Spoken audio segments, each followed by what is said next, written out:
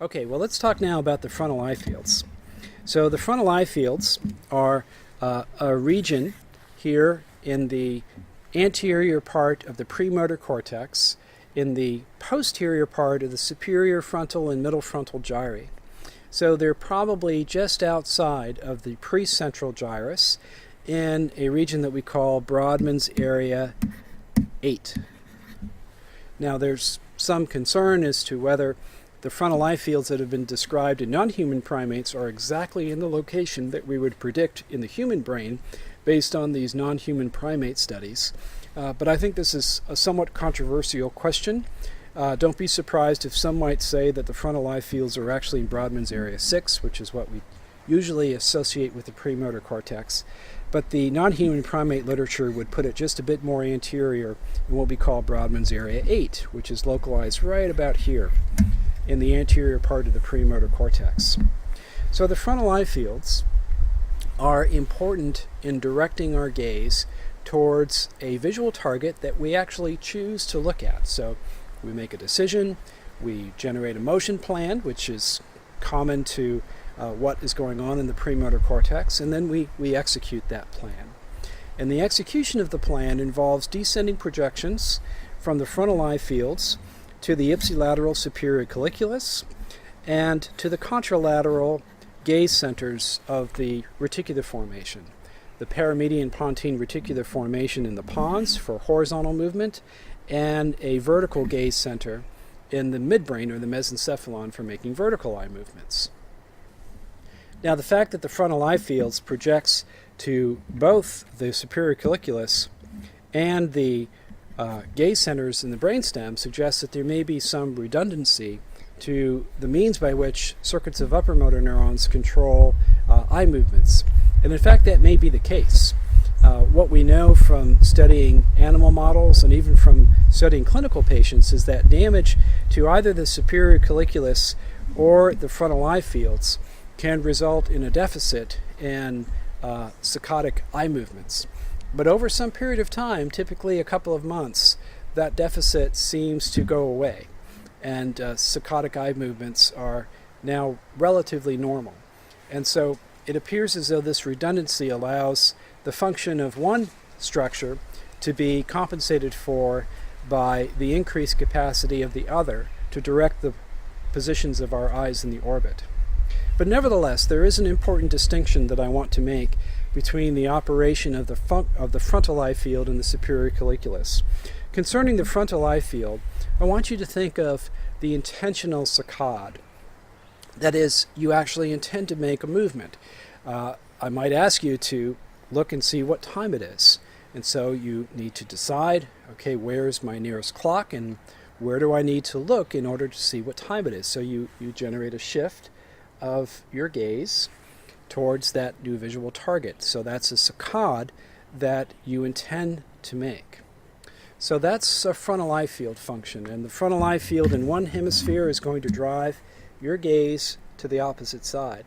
So that's important to keep in mind if you're in a clinical setting and you're taking care of a patient that perhaps has had a stroke in this anterior part of the premotor cortex. You may notice that this patient doesn't generate a lot of voluntary eye movements across the midline to the side opposite the stroke. And that knowledge should inform you about how you approach that patient. Or it may help guide your interactions with perhaps friends and family that may be visiting that patient in the hospital or wherever the care setting happens to be. So just be aware that the frontal eye field is directing voluntary shifts of attention across the midline to the opposite side of the visual field. Now the superior colliculi, on the other hand, they generate what we sometimes call express saccades. So these are saccades that are stimulated by some kind of sensory stimulus that we don't expect. We're not necessarily planning to make that movement. For example, imagine that you're outside as I am and it's springtime, and one common phenomenon that we have in central North Carolina in the spring are thunderstorms. I don't think we're in for a thunderstorm today, but perhaps there might be. And it may be that the first sign of a thunderstorm that I would appreciate is a bolt of lightning that might catch my attention off to one side. So I'm not expecting that, it just happens, and my eye movement system just might be quick enough to make a saccadic eye movement in the direction of that lightning strike, to be able to catch just a glimpse of that striking visual object. Well, that's an example of an express saccade. I didn't intend to make it, but the sensory stimulus grabbed my attention and induced a reflexive shift of my gaze in the direction of that stimulus. Well, the same may be true if the first sensation concerning the impending thunderstorm was not the sight of a lightning bolt, but the sound of thunder.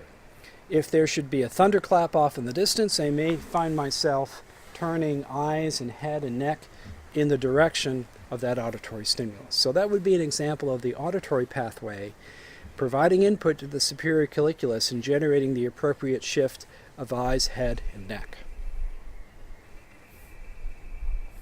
Well, let me conclude by simply stating that, like all upper motor neuron systems, the frontal eye fields in the superior colliculus are subject to modulation via circuitry that runs through the basal ganglia and even through the cerebellum. In the basal ganglia, there are circuits that constitute their own functional stream that run through the caudate nucleus, and for the palatal portion of this circuit, the substantia nigra pars reticulata. And this circuit is important for modulating the expression of saccades. So in order to make a saccade, we need to disinhibit the superior colliculus, or disinhibit the thalamic connection to the frontal eye field, in the same way that we talked about the role of the basal ganglia in disinhibiting other aspects of movement. Well, you can imagine that if you've got a problem where there's insufficient inhibition coming out of the substantia nigra pars reticulata, we may be making eye movements all over the place because we can't control them. We can't suppress the unwanted movements. That very well may be the case should there be a problem in the circuitry of the substantia nigra pars reticulata.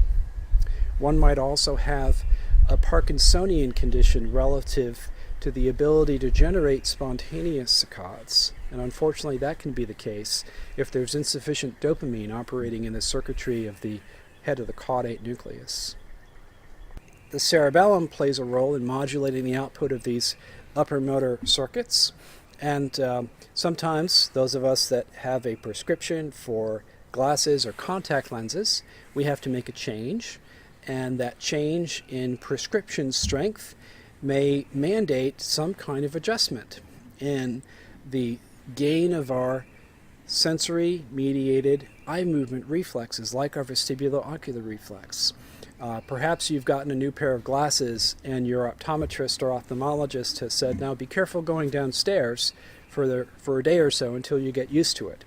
Well, what that practitioner is really saying is, give your cerebellar circuitry time to implement an adjustment that will allow the gain of your vestibulo-ocular reflex to now be properly matched to the magnification of the sensory world that's passing through your lenses. Well, it's a lot easier just to say, be careful on those stairs, but really what's going on here is that the cerebellum is adjusting the gain of the vestibulo-ocular reflex in order to make the appropriate amount of eye movement that's necessary to maintain fixation.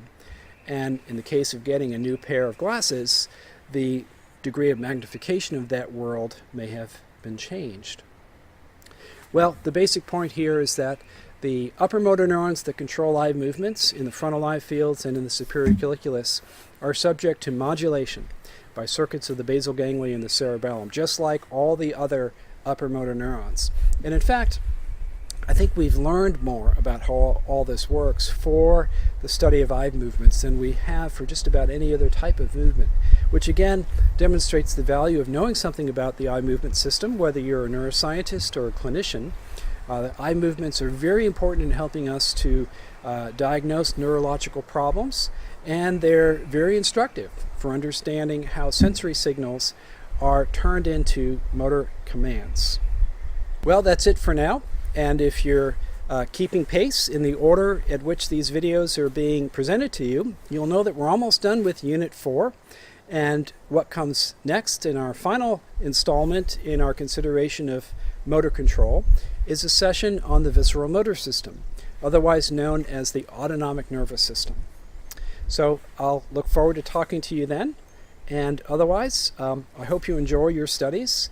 Thank you for your consistent efforts to date. I know it's been a long haul already, but we're almost done with Unit 4. We're almost done with our consideration of sensory and motor function, and that will give us a little breathing room as the course concludes, thinking about the changing brain across the lifespan, and finally the basis of higher brain function and cognition. Okay, so continue to work hard and study well, and I look forward to interacting with you in the discussion forum.